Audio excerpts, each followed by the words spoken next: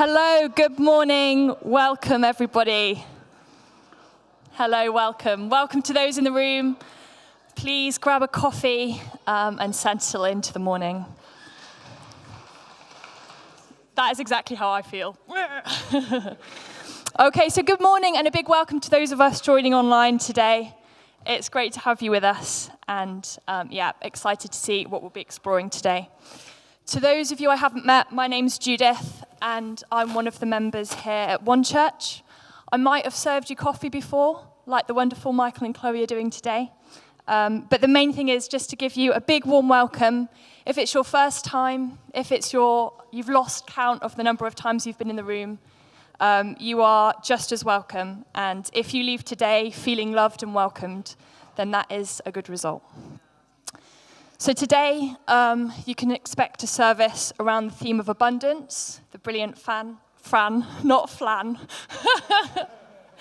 Brilliant Fran will be talking to us, and we will be looking at some liturgies, singing some songs, sharing some notices on what's happening in the life of the church. Fran will be coming and speaking to us on the topic of following Jesus, discipleship, and specifically on the theme of abundance and God's grace and generosity. And I don't know about you, even the word abundance to me just feels rich and life-giving and almost fruity. So I'm excited to see where we're going to go with that. But maybe let's just take a moment to properly arrive in the room this morning. Maybe we could just take a breath, recognize just the very miracle of life itself. The breath in our lungs, our heartbeat steadying us, and just the fact that we are here in body all together. And just maybe let that sink in and be present. And as we gather together, we've got some words that we're going to share. And this is all just about coming together, recognizing our presence and humanity together in the room. So I will say the words in orange. No. We will all say the words in orange. Every time it goes wrong, doesn't it? We'll all say the words in orange, and I'll say the words in black. And if you're up for it, I know it's the morning, and you've probably just rushed in, but if we can give it some oomph and say it like we mean it, that would be brilliant too. So, we are the body of Christ, justice-seeking, bread-breaking, hymn-singing, risk-taking, body of Christ. Baptized by one Spirit, we are members of one body. Many and varied in culture, sexuality, age, class, and ability, we are members of Christ's beautiful body. None of us can say to another, I have no need of you, for only together can we find wholeness. None of us can say to another, I will not care for you, for we are connected like muscle and bone. If one suffers, we all suffer. If one rejoices, we all rejoice. So come in, all are welcome. Come into worship. Come with your longings, your questions, and your fears. Come with all your dreams of a better day, one with dignity and justice for all. So thanks be to God, who in Christ has made us one. Let us worship God. Alleluia. Thanks, Judith. Let's stand if we're able. We're going to sing a couple of songs together. See if you notice the subtle gear shift between sort of gospel vibes into country. I think it's fairly untraceable. And, if you feel a do-si-do coming out of you at some point, then, that's it's all part of it, isn't it? Are we ready?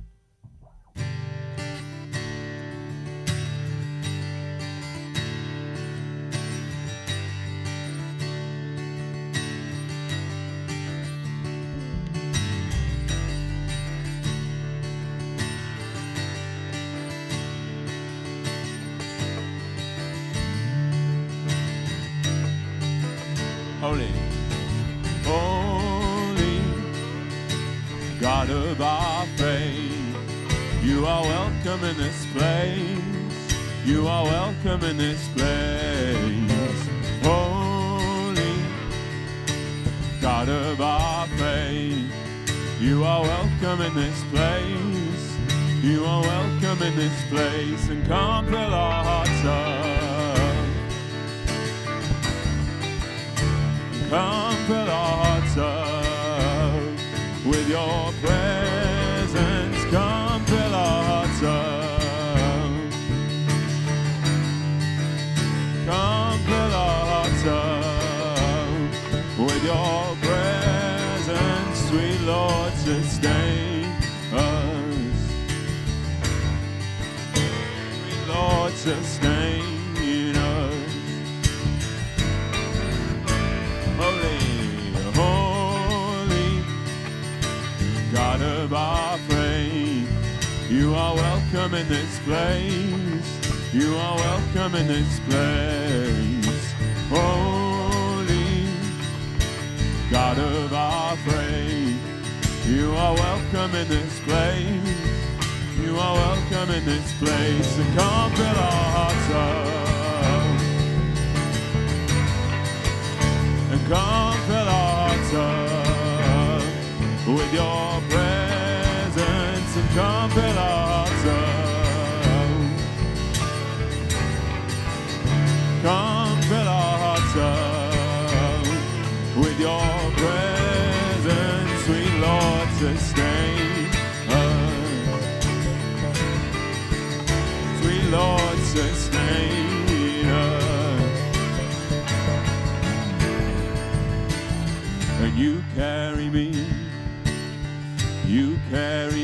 on the wings of love, and you carry me on the wings of love, and you carry me on the wings of love, and you carry me on the wings of love, and you carry me, sweet Lord, you carry me on the wings of love, and you carry me, sweet Lord, you carry me on the wings of love, and you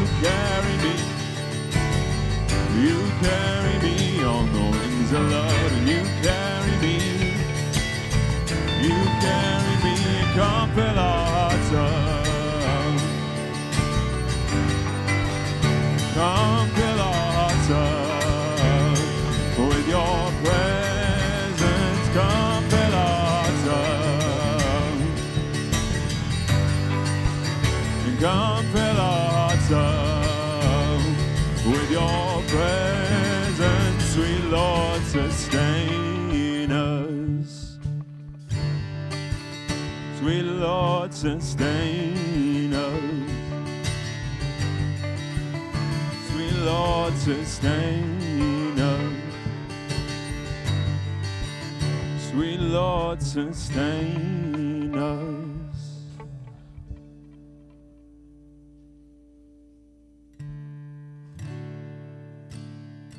And Lord, I find you in the seeking, Lord. I find you in the doubt, and to know you is to love you, and to know so little else. I need you. Oh, how I need you. Oh, how I need you. Oh, how I need you. 2, 3, 4, Lord, I find you in the seeking, Lord. I find you in the doubt, and to know you is to love you, and to know so little else. I need you. Oh, how I need you. Oh, how I need you.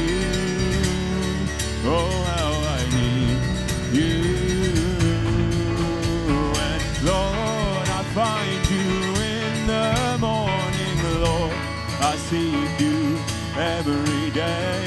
Let my life be for your glory, woven in your threads of grace. I need in you. Oh, how I need you. Oh, how I need you. Oh, how I need you. Oh, oh, oh,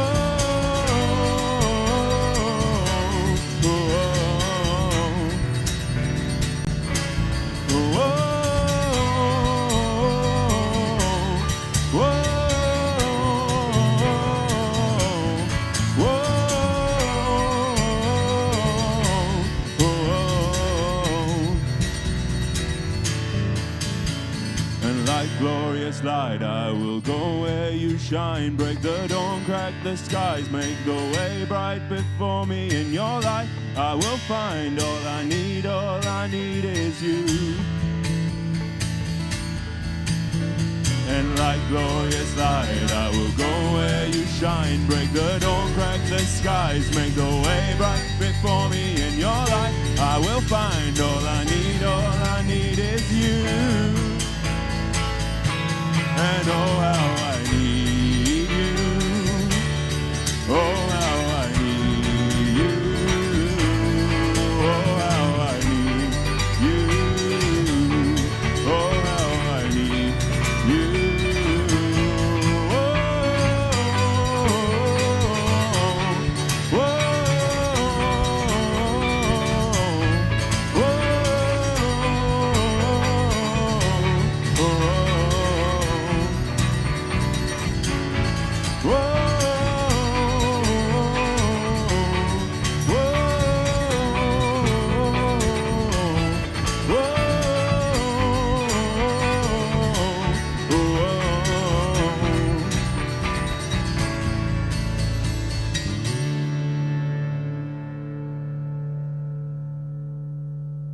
Yeehaw. Please take a seat.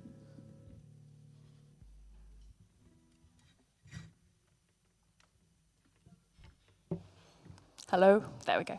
Loved the yeehaw at the end there. I think that just sums up abundance. Cool, so just for a few minutes before the children and young people go out, I thought it might be really nice if we could just reflect a little bit on abundance And even the word itself, I did a quick Google on it. It said extremely plentiful or over-sufficient quantity or supply. And if you put that in Google Images as well, the picture that comes up most often is just tree upon tree upon tree filled with fruit.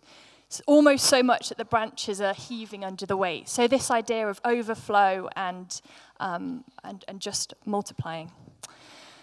So I thought it might be nice if we could just maybe personally reflect on a time when abundance was shown to us, and then how that made us feel and what our reactions was. So no pressure to think of something straight away. I had a little think, because it's quite a high-pressure question, isn't it?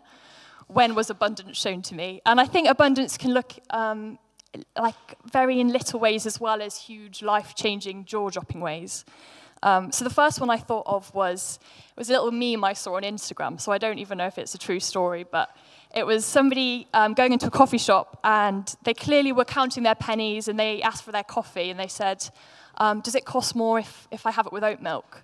And the barista was like, it is, it's another 20p. So the guy was like, okay, don't worry, I'll just have it with normal milk, no worries. But when thanks Joss, when the barista handed it over, they just, with a little whisper and a wink, said, oh, I made it with oat milk anyway. So just a little overflow of abundance there. The second one was, when I was 18, some friends hosted a surprise party for me, and I totally had no idea. I thought we were going for coffee. I was with my sister. She was like, Judith, I left my scarf in the church. It was about 10 p.m. on a Saturday night. I was like, well, it's not going to be open, but okay, we'll go in. We go in, it's miraculously open, and my youth leader at the time is sat on a pew praying like this very seriously. So I'm thinking, okay, hi Graham, you okay? He's like, well, actually, Judith, I was praying for you. At which point, I'm totally bewildered. Why is Graham praying for me at 10 p.m. on a Sunday evening? And then he's like, come over here, I wanted to show you something. And then some of our friends had all gathered behind the pews and rose up and were like, surprise! And I think I'd never felt that sort of love and abundance and overflow. And finally, just a little one, but this one's always stuck with me. So I grew up in Nottingham. And when I was 16, I had my first job at Primark. We will not go into the ethics of Primark today, because that's a different story. But Nottingham has a lot of people experiencing homelessness. And in my lunch break, I would go for a walk around the streets, and it would trouble me. So I'd often kind of talk to some of the guys there. And there was one time when I was talking to a man named Paul, and I said to Paul, we were just chatting. I had my donut for pudding. And I was like, I don't really have much. I'm on £4 an hour, no exaggeration, but do you want my donut for pudding? And he was like, yeah, I'll take the donut. And as he was eating it, he spotted his friend who was also on the streets across the road. And he summoned his friend over, and he took the last bite of the donut out of his mouth and gave it to his friend, which is a bit gross, but was just so abundant. And I thought, wow, just to share when just even a little thing, it really stuck with me, and that was over 10 years ago. So I think abundance can take many forms. Hopefully that started some little seeds trickling in your head. But if you could just maybe turn to those around you in groups of 4 or 5. 1, just share a time when abundance was shown to you. And 2, what was your reaction? If you don't want to share, or if you're at home, feel free to reflect privately as well. So thank you.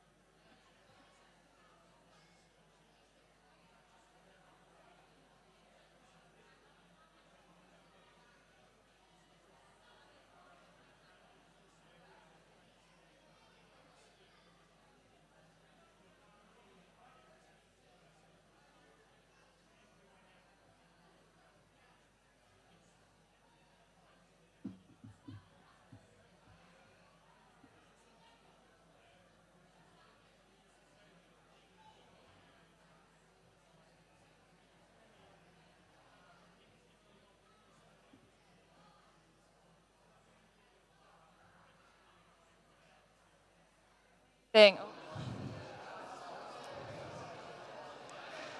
Brilliant. Thank you, everybody. Thank you. Loving the abundance of conversation. I might have to hand the mic over to Fran to do a shush. Great. No, thank you. I hope that's been helpful. We won't share today, but hopefully the conversation has also added some abundance to you. So now we are at the part in the service where the children and young people will go out for their activities. So children of primary school age will be in the back with the children's work, and then teenagers and youth with Anton. So please make your way over now and enjoy your activities.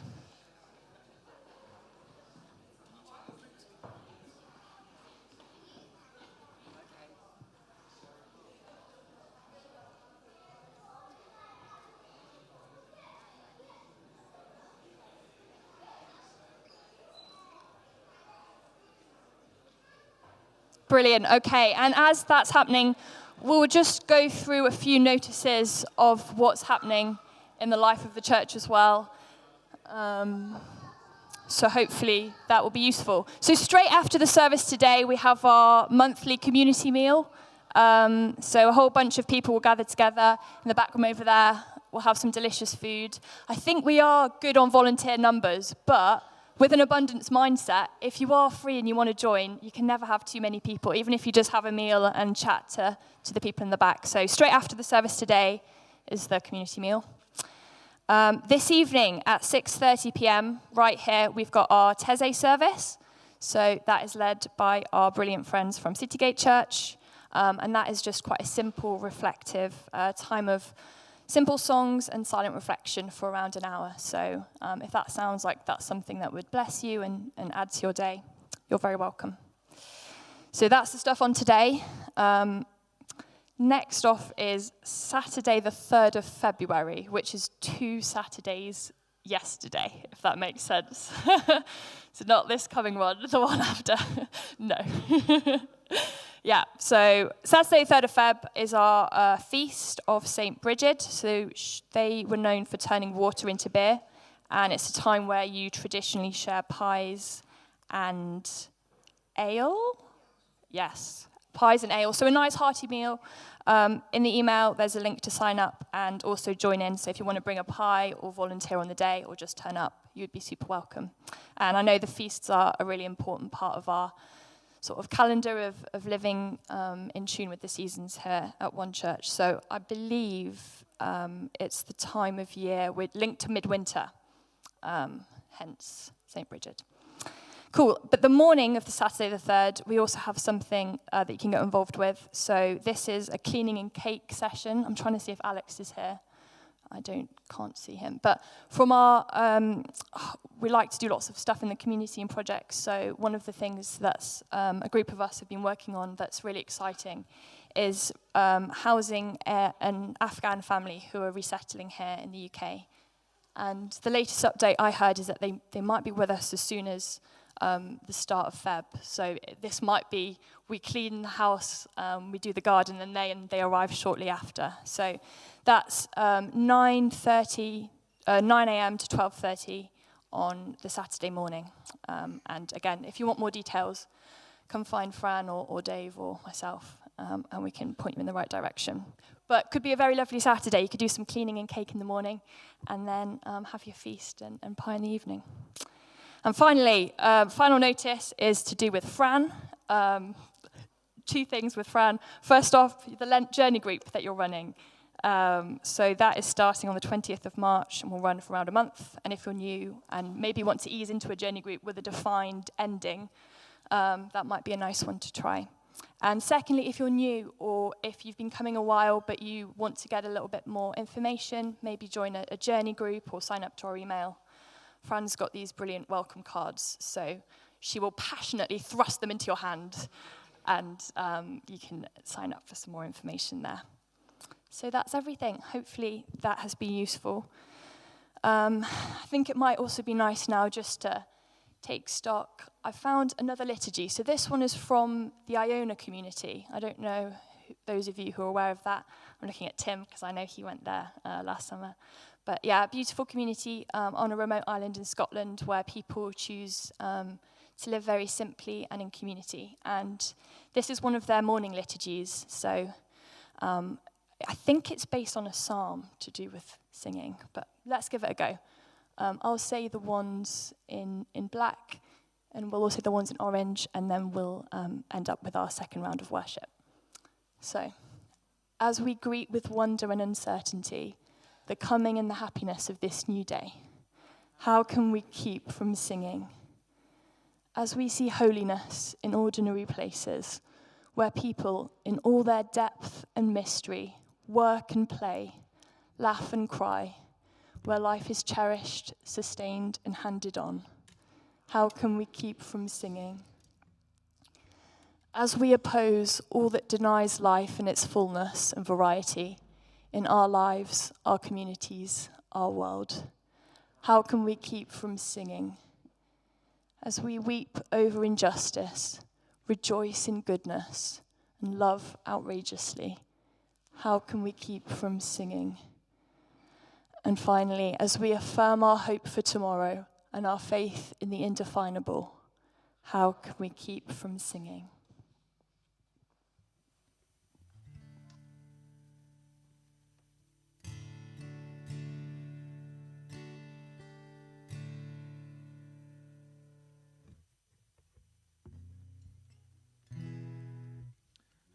Let's stand together, if you're able, and we'll sing a couple of songs.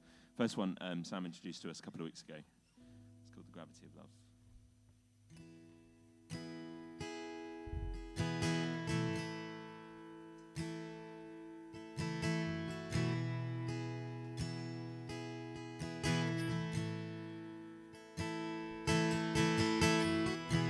I lift my eyes up to the hill.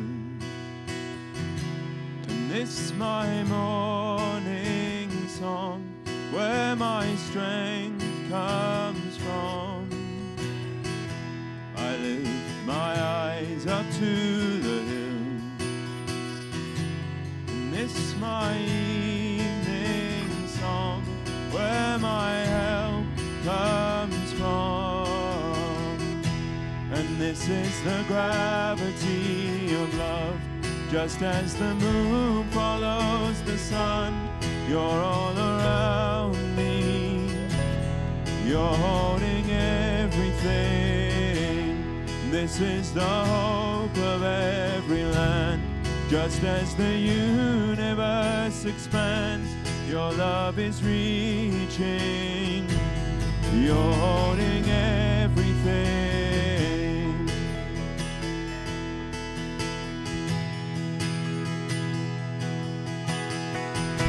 We lift our eyes up to the hills. When will our help come? Lord, we cry, how long? And we lift our eyes up to the hills. And even as we run, hope is chasing us.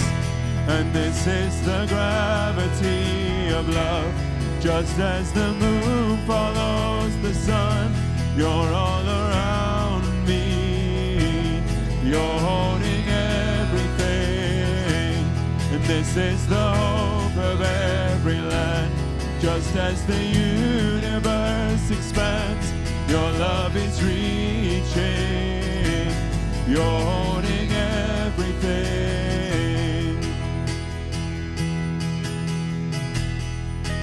I lift my eyes. I lift my eyes up to the hills. And this my morning song, where my strength comes from. I lift my eyes up to the hill. And this my evening song, where my help comes from. And this is the gravity of love. Just as the moon follows the sun, You're all around me. You're holding everything, and this is the hope of every land. Just as the universe expands, your love is reaching, and you're holding everything. And this is the gravity of love. Just as the moon follows the sun, you're all around us. You're holding everything. And this is the hope of every land. Just as the universe expands, your love is reaching, and you're holding everything.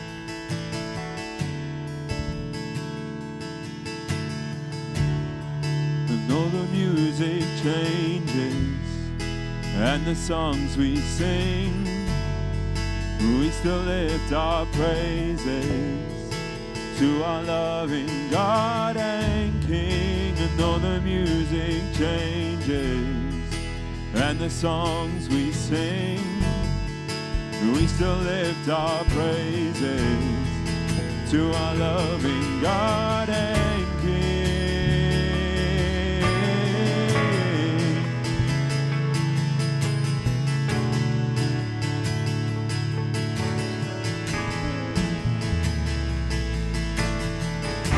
And though the seasons change,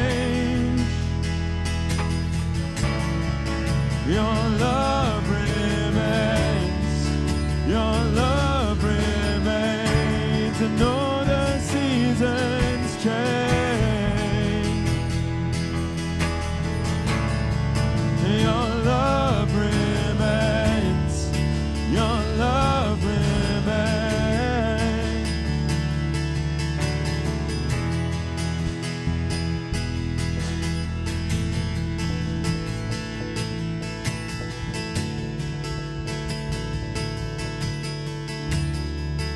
Lord, you've been faithful to plant the seed, and you will be faithful to always send your rain. Lord, you've been faithful to plant the seed, and you will be faithful to always send your rain.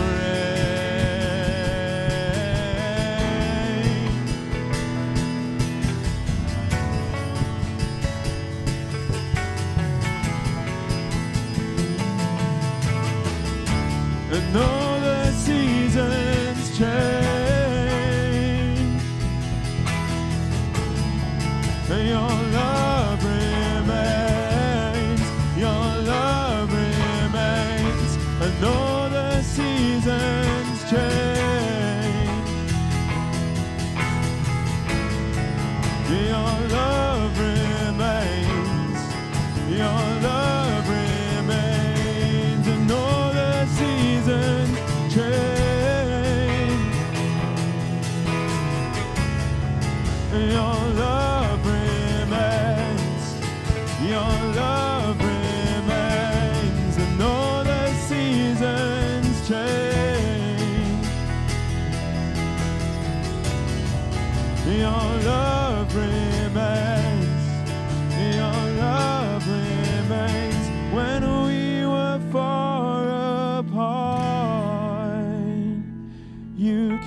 running with open arms. When we were far apart, you came running with open arms.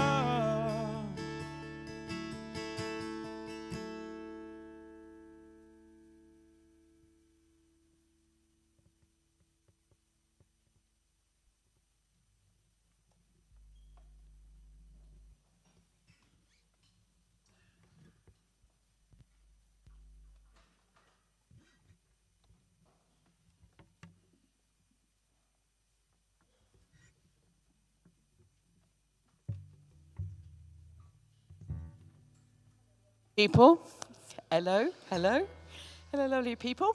For those of you who don't know me, my name's Fran, and I've been at this church for be 7 years I've been in Hove 7 years next month. This church probably about 5 years, 5.5 years. So I'm really excited about this morning, so it's a real privilege to be able to talk with you about this topic. I will try not to tigger you too much about it, but as Judith hinted earlier on, that it's a topic that she gets excited about as well. And we are, for those of you who perhaps this is your first time here or first time online, or perhaps have not been for a while, we are going through a series on learning from Jesus. And in those of you that have been around churches for a while might know that more as the topic of discipleship. And I've got the privilege, the pleasure, the delight of talking this morning about what I think, and you can disagree with me. I do not claim to be an expert up front. None of us who speak from the front think, oh, well, we've got it all sussed and all sorted, because we certainly do not have it all sorted. But I would like to suggest that the topic I'm talking on this morning is probably the most essential, most fundamental dimension. I'm labouring it, aren't I, Tal? Yeah. Of this whole idea of learning from Jesus, following Jesus. And that is the topic of abundance, of grace, of generosity. Because if we haven't got that, and we haven't grasped that that's what God is like in relation to us, what on earth is the point of following Jesus? What is the point? What is the point of being people in relationship with one another unless this sort of stuff spills out from us as we live our ordinary lives? And it's, as Judith was saying, and as no doubt you shared in discussion earlier, it's not necessarily about all the big gestures, the life-transforming things. It's about the little stuff as well that actually has an impact, resonates, sticks with us. Now, and we know how we feel when we're on the receiving end of those things. It just makes us feel a bit better. It helps us to flourish. It helps us to be more fully the people that we were created to be in the first place, to become more of our best selves as we are on the receiving end of generosity, of grace, that undeserved. So much is about you got to deserve stuff. And that's the wonderful thing about God. It's not about us deserving stuff. It's quite the opposite. It's looking at us and knowing us, not with rose-tinted spectacles, but just knowing us as we are and still loving us. Sorry, I've just gone off on one there. Forgive me. Let's put up Wilf. Lovely Wilf, and Emmett was helping him earlier. This verse, or these verses from Matthew chapter 11, from the Message version, we've used them twice already, I think, in each talk that we've had so far on this series. I'm just going to read them out. Are you tired, worn out, burned out on religion? Get away with me and you'll recover your life. And this is Jesus talking. I'll show you how to take a real rest. Walk with me and work with me. Watch how I do it. Learn the unforced rhythms of grace. I won't lay anything heavy or ill-fitting on you. Keep company with me, and you'll learn to live freely and lightly. It's just so rich and so beautiful what Jesus is promising there. Notice that combination of the offer of rest, the promise of learning to live freely and lightly, but the combination with the challenge of the choices we make, and an intentionality in actually keeping company with Jesus. In order to experience those things in greater and deeper and more meaningful way, this whole thing of keeping company with Jesus, really important. Walking with him, working with him, watching how Jesus does things, and learning from Jesus. And that's why this series, Learning from Jesus. You can take that down now if you like, or you leave it up, it doesn't really matter. Perhaps we'll leave it up for a bit. Most of us work on what I would call a deficit model. And actually, at the beginning of this series, we talked, and you fed back, I think, really helpfully in ways that have helped those giving the talks think about, well, what is it we're talking about? And many of you talked about your experience, whether in life or whether in church communities, of the not quite coming up to scratch, you've got to get your life sorted, you've got to be like this, you've got to be like that, and if you're not, somehow you are inadequate, or you're not mature, or you're not, all of that stuff. And it's like a deficit model which focuses on what you haven't got and what you're not doing, rather than celebrating what you have got and who you are and what you are doing. In the workplace, those of you that are in workplaces where training and development is important, so much of the past, less so in the present now, so much of the past has been about a deficit model. Where are you failing in your job? Where aren't you up to scratch in your job? What are you lacking somehow? It's all about your inadequacy, rather than spotting what people's strengths are and how can we build on those in the workplace and draw on those and develop those. And this verse is very much about, work with me, learn from me, Jesus says. Come with me and look at how I engage with people. Look at how I engage with people. That deficit model. And of course, we all have different personalities. Some of us are into Enneagrams, and if you haven't heard about that, you probably will at some stage in the life of this church. And I was talking with someone this week. They're a manager, a senior manager, and they've got a team. And they were scratching their head because one of their team members are what I would call a classic Enneagram 1. I don't like to label people. Which is all about, it's a deficit, again, about this is not good enough, got to conform to the rules, got to get it right. And some of us are like that. That's just the way we're made. Now, you see, I'm hugely infuriating for people like that, because if you want to give me an Enneagram label, I'd be a 3. And it's all about achieving, getting the job done, let's get out there, get on with it. Even the way I'm talking this morning demonstrates that, doesn't it? And therefore, it's not about my shortcomings, it's about other people's shortcomings, because they're stopping me achieving what I want to achieve. Both of them are a deficit approach to life. Both of them, in a very different way, I need God's grace in my life and generosity, just as the person we were talking about does. We need to get a grasp of it and how that then spills out in our everyday attitudes and actions.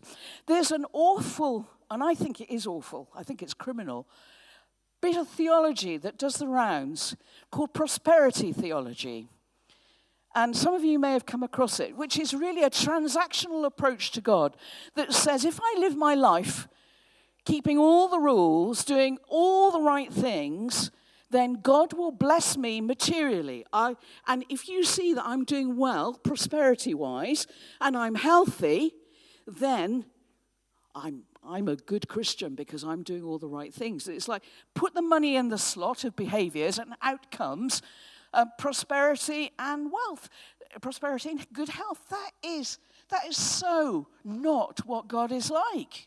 So not what. It's sorry, I'm going off again.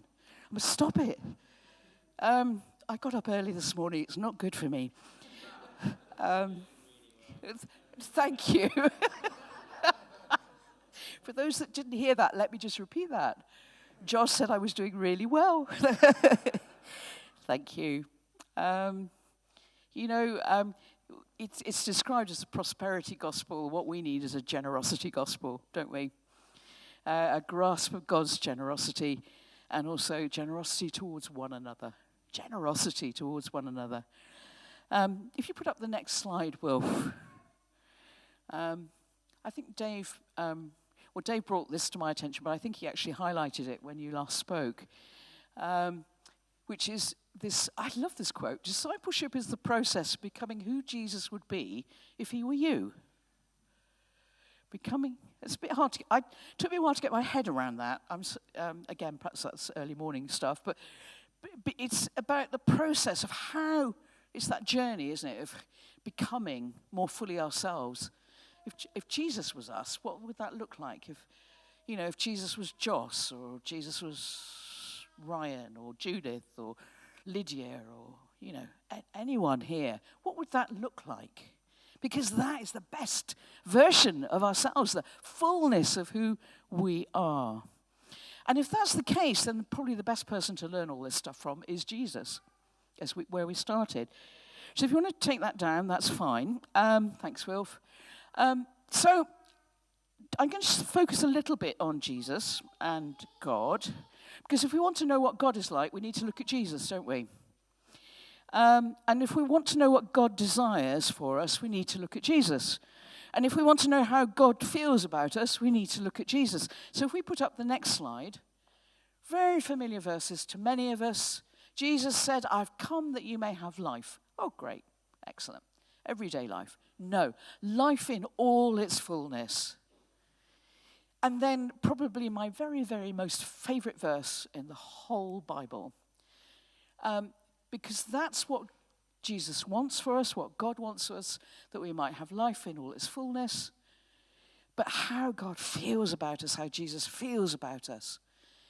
And I love this. How great is the love God has lavished on us.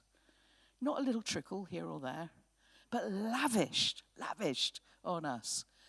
That we should be called children of God. So it's not just a sentimental, oh, I love you all to bits, oh, you're all so lovely. But he's actually followed through in us becoming and being called and being children of God. And in case there's any doubt, and that's why I left a little gap there, and that is what we are. That's what John says. And John's described as the beloved apostle. He's the one it said that, when they're all Jesus is hanging out with his disciples around a table, who's the one that's closest to Jesus? Who's the one that's leaning on him? It's John. And somehow something of that love and grace and generosity and the abundance of that rubbed off on John. And you see it here in what he says. And the Bible is absolutely littered with stories of God's grace, God's generosity, God's abundance. And this morning, that's what I was preparing a lot of this talk this morning at some unearthly hour. And I had all these stories I wanted to tell you. Because there are so many of them, and I've deleted them from my talk. Because I think it's probably quite good to go back and find them for ourselves. I'm just going to pick two. One is that if we've been journeying together in this church for a while, you'll remember that we looked in over a number of weeks at the whole Exodus story. And at one stage in that story of those Old Testament people, of those people of God in centuries, donkey's years ago, when they were in the wilderness, and they were fed up. And they weren't just fed up, and it was all rubbing off on each other. Notice the community dimension of it. How we are rubs off on other people. We can influence other people. They were grumbling. They were questioning God's motives. They were, let's go back to how it was. At least that's better. They wanted to go back to step away from that risky, unsettling, uncertain journey of freedom and into freedom, back into what felt secure, slavery. It was horrid. It was beastly, but at least they knew it.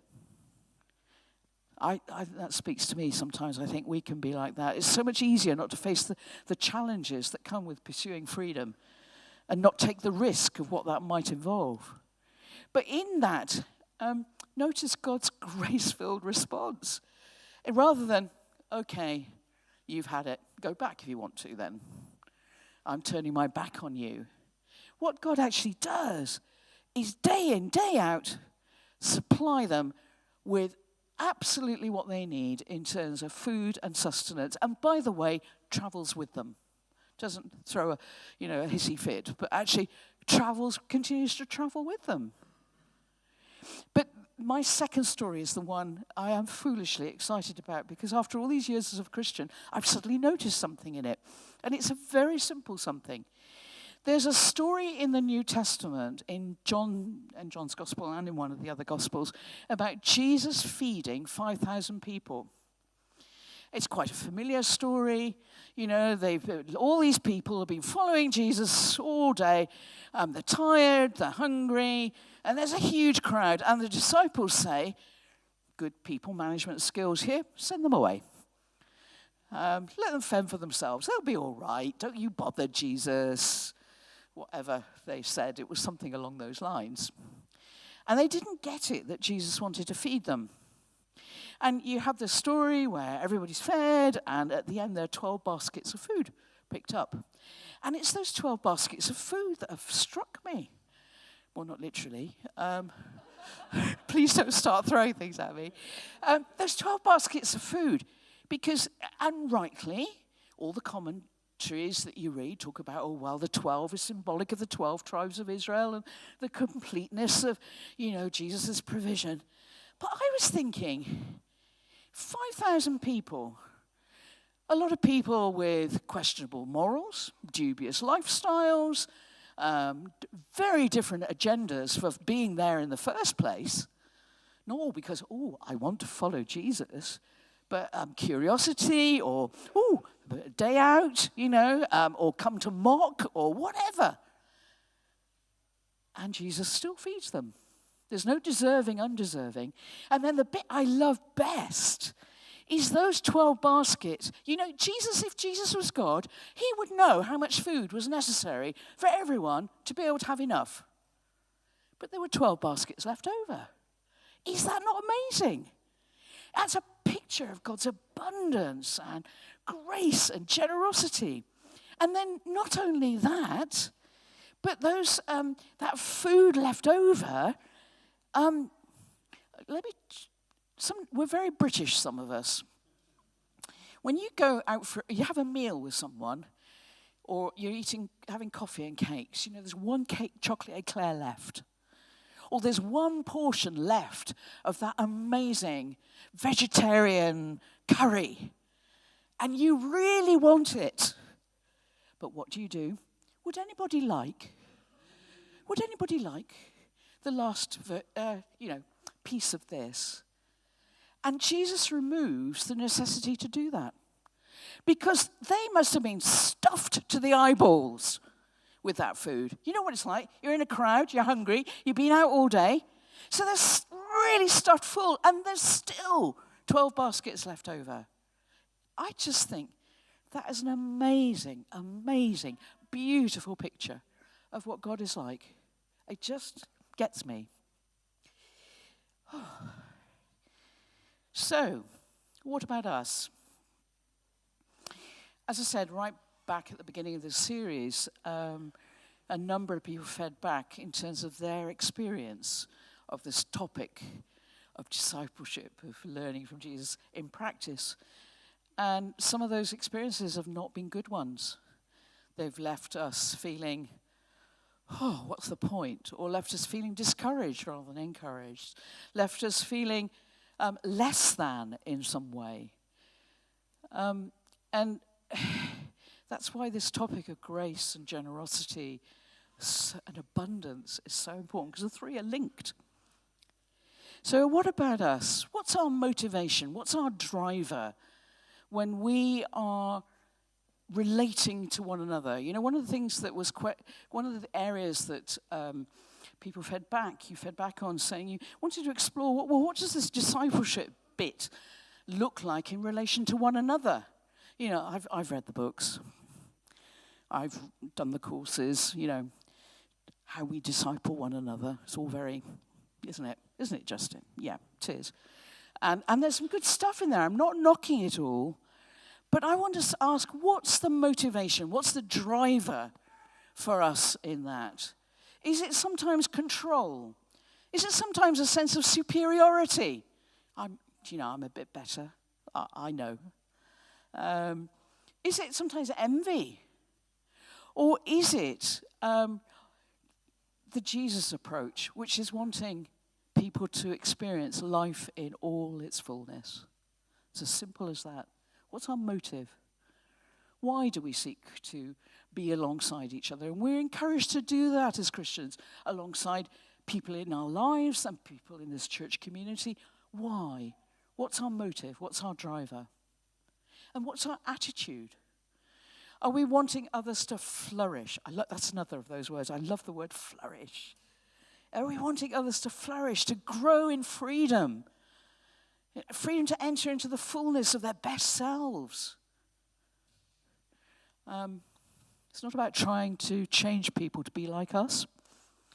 I'm sure many of us have known situations, or may even be in situations where we're in a close relationship with someone. It could be often in newly married people. Once the glow, or a new relationship, once the glow disappears, actually, I want to change this person. I love them. I want to change them. I want to change them so they're better. Better at this, better at that, better towards me, better. Want to change them. And the trouble with agendas like that is they usually fail.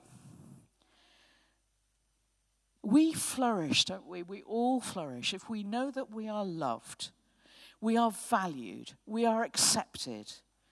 If we are on the receiving end of an open-handedness towards us, which builds trust, which loves people into owning what they want and what God wants their best selves to be, that loves people into pursuing change and growth and challenge in our lives, because none of that's comfortable. We all mess up. That's the reality.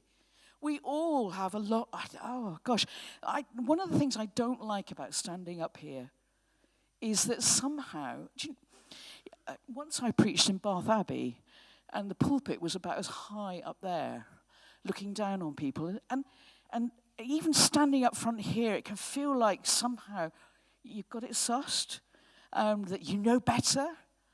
And we're all on this journey together, and that's why all of this is so important. That's why this subject, I would like to suggest, is the most important one in this business of following Jesus, about grace towards one another, about generosity, about wanting to see abundance in their lives, whatever that looks like for that person and those around us. And it's very simple, everyday stuff. We've got the community meal straight after this service, which is a meal where people who are vulnerably housed or struggling with life in some way are struggling with life. And what I love about this meal, and John in particular, I don't think he's in the room, but who cooks the meal, John uses all his skills. And he wants the very best food, doesn't he, Ryan? He does very best food for those who, in many ways, others would say don't really deserve it, or we can get away with, because they're hungry anyway. And that is a beautiful picture of wanting to see people flourish, and that generosity and grace that we are involved in as a church. But a particular individual, makes it happen, takes what they have and uses it for that purpose. And there are many other stories. So while I was busy getting quite Tigger-like over this today and over the days coming up to this, I suddenly remembered that actually it's not as simple as that. Because the danger, the risk in talking about grace and generosity and love and, all of that lovely stuff, it can come across as sentimentality. And I know certain friends of mine who would say that's about compromise as well. It's about compromise, because where's truth in all that? And justice And if we read in John's Gospel, right at the beginning of John's Gospel, where it talks about Jesus coming amongst us, moving into our neighborhood, he's described as coming as one who is not just got a little bit of, but full of grace and truth. Now, that is a huge subject in itself. And what we've tended to see down the years in church communities in particular, those who are full of grace and loveliness and love, and those who are full of truth.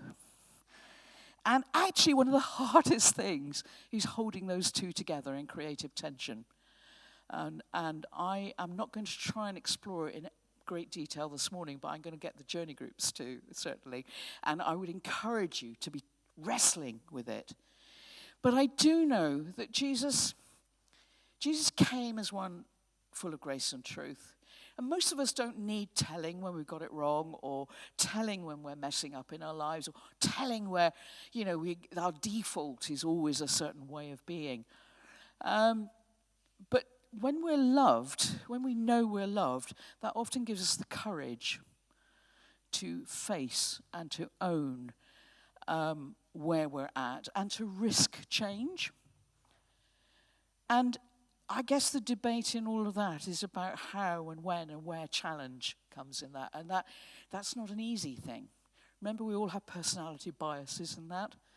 Some of us are straight in there. That's just the way we are. Things are black and white. Some of us are, what was it, Tony Blair, the middle way? Do you remember, those of you who are older remember Tony Blair? It was always about the middle way, the third way, somehow finding a compromise, which people thought was wishy-washy, and all the rest of it. So, but this whole thing about how and when to challenge, if we start with grace, we start with a generosity of attitude and approach, then we're far less likely, even if it comes out all the wrong way, we're far less likely to get it wrong, and we're far more likely to be heard because of the spirit that's behind it. We all know, don't we? We know when people are undermining us. You're not doing that very well, or could you do that better, or oh dear, I'm really worried. I've been praying for you, and so on. So there's the grace and truth thing, I think, is for wrestling with further. So how can we become more full of grace and more generous? A couple of simple practices. Because as we practice things, that helps shape us, helps influence the way we think. Romans chapter 2, verse 2, there's this, Paul talks there about the renewing of our minds. And it's not like reading a textbook. That's not how our minds are renewed. It's not about listening to a podcast, although those things can help. It's actually doing the stuff so often will help us have our minds renewed so that we think more like Jesus. We get transformed by the renewing of our minds. I go to aqua aerobics every week. I was cajoled into it by Nina, who's not here this morning, and actually hasn't been coming for weeks now. And I turned up on my own, gladly. And I noticed this week, I hadn't noticed it before, that my shoulders aren't stiff and my neck isn't stiff anymore. I had become so used to the old-fashioned version of the Bible talks about God's stiff-necked people, and I was really stiff and my shoulders, and I hadn't noticed that wasn't the case anymore. Regular exercise, regular practice, and this is, when you hear about practices as Christians, it's about so that we can begin to flourish. And I'm not going to talk about the really important ones of, getting into our Bible, of conversing with God and communing with God and silence and all of those amazing things. I want to talk about two very simple ones. One is being thankful. Being thankful. Intentionally, actively noticing and being thankful for things that we experience and see in our lives around us. It can be tiny, weeny little things or big things. Being thankful to God and thankful to each other. Thankful to each other. Small, everyday things considering what and why we value certain things in the people around us, and actually thanking them. Not over the top, but just an attitude of thankfulness, actively noticing, intentionally noticing, keeping our eyes open, asking God's Spirit to keep our eyes open, to really see and to notice. And the second one is short accounts, and I'll finish very shortly after this. As I was driving here, I was here on Wednesday for a meeting, and as I was driving here, I was ruminating about this whole grace thing and, how you work it out in your lives and be generous. And this cyclist cut in front of me, and I have to confess, I swore. Yeah, I know it's hard to believe. And it was a close thing, I have to say. And I was cross. I had been thinking about grace, generosity, abundance, all of those things. And with a switch of a pinprick of a moment, I'd switched into, And the thing is, I noticed, we all get things wrong, and we all do the opposite of what we wish we were.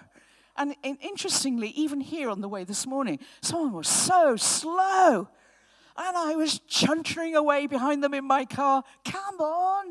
And I was like, Fran, you've done it again. That sort of intolerance. And why am I telling you this? Because I still haven't got it right, obviously. But what happened was, and when I noticed on Wednesday, when I did that, I noticed that, I'm so sorry. Help me to do this better, Lord. Further down the road was somebody waiting to cross the road. So very virtuously, I slowed to a halt, let them go in front of me. But actually, in a funny sort of way, that really helped. It's not like rebalancing the scales. It's more about the learning. If we keep short accounts and we acknowledge where we've blown it, and where necessary we say we're sorry to God and to whoever it is where we've blown it, but as soon as possible, try and do something that is in the opposite spirit. And that way, your mind, your attitudes begin to change. The trouble is, I'm noticing more now where I'm not getting it right. But in a funny sort of way, that's really healthy and quite helpful. Not in a aren't I awful sort of way, because that's not what God wants for us. What are we? We're the ones on whom he lavishes his love.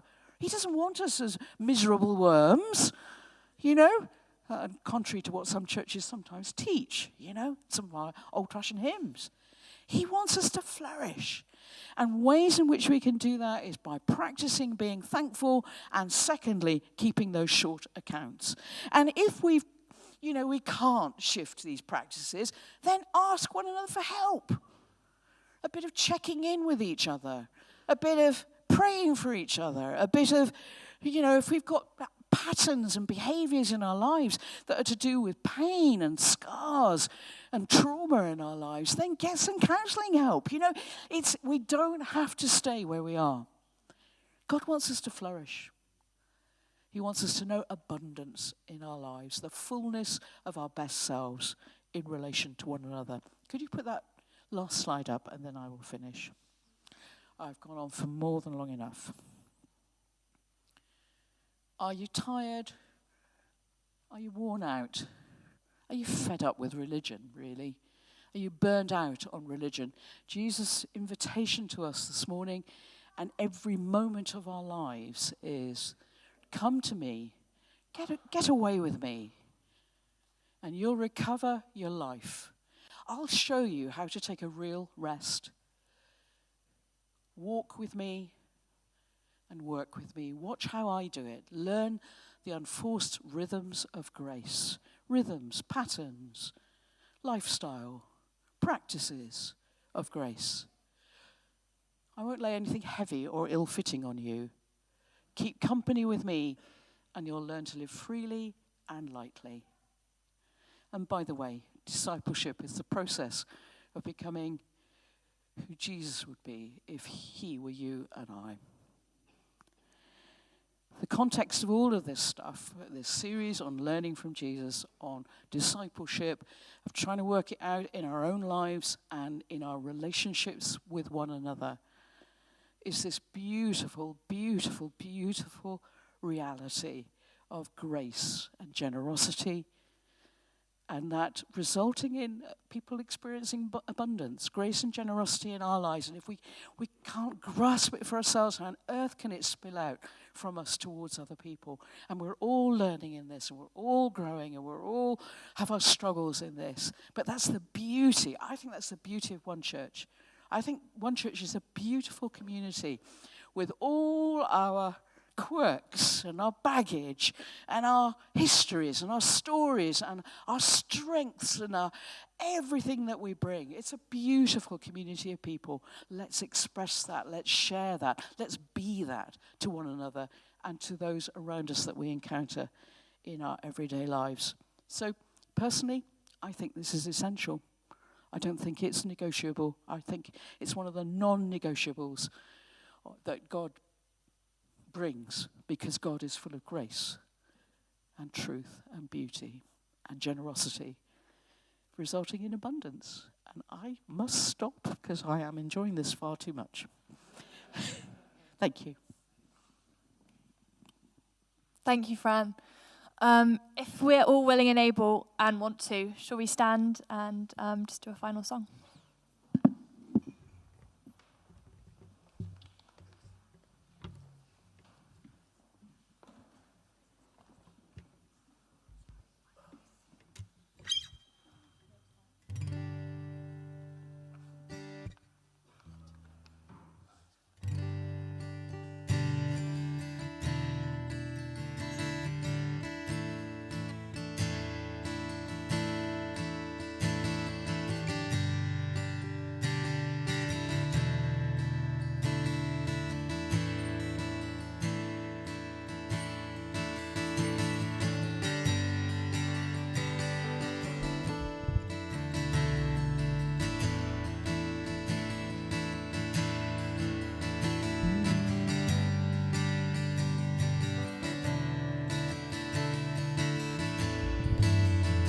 Give life. You give life. You are love. You bring light to the darkness. You give hope. You restore every heart that is broken. And great are you,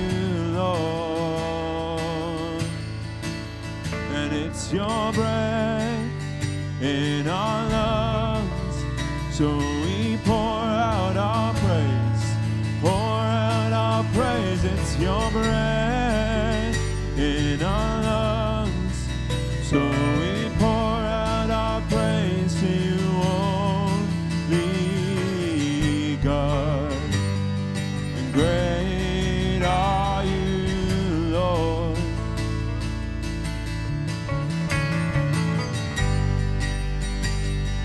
Great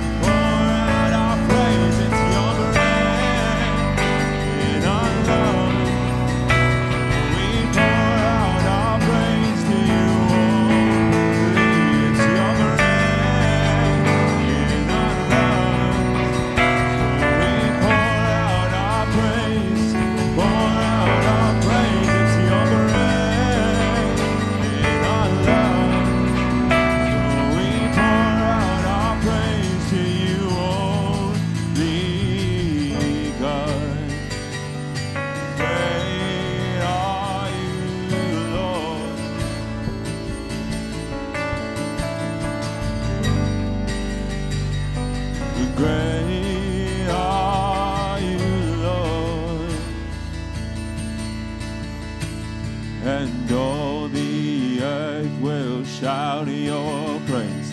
Our hearts will cry, these bones will sing that great are you, Lord.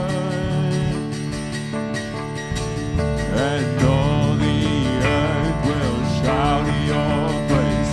Our hearts will cry, these bones will sing that great are you, Lord. And all the earth will shout your praise. Our hearts will cry, these bones will sing that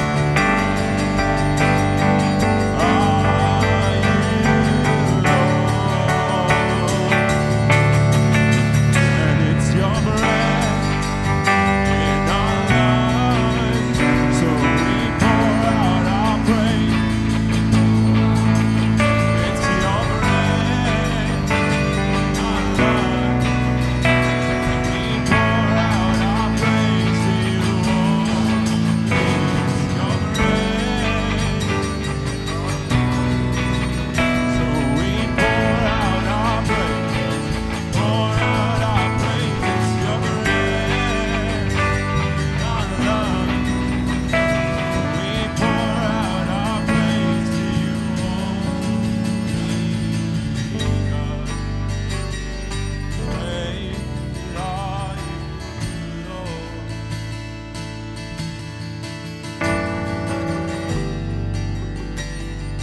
Great are you, Lord.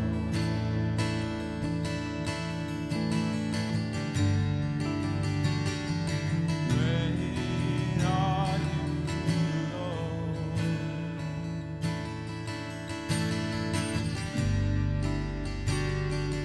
Great are you, Lord.